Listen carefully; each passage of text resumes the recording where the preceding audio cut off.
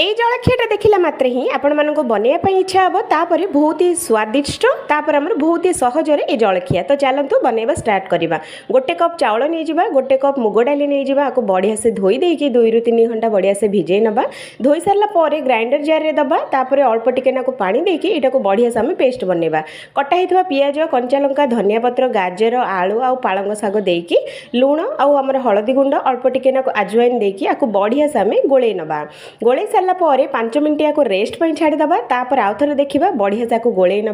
Pan बसैबा pan रे अल्प अल्प देकी एगुड़ा को आमर बढ़िया से आम फ्राए करवा घी दबा ना आपण पाखे तेल थे भी तेल देपारे घीटा दिंतु अधिक देहपाई बहुत बढ़िया तो 2 चामच देकी आ गोटे दोसा पकेबा अल्प टिके ना घी देकी एपट सेपट आपको उल्टेकी पूरा क्रिस्पी है पर्यंत आपको फ्राए करवा तो देखते सांग मैंने सकाळु सकाळु आमर पूरा सहजिया जलखिया पूरा रेडी भल लगे निहाती थे बनातु सब्सक्राइब करवा जमा भी भूलु।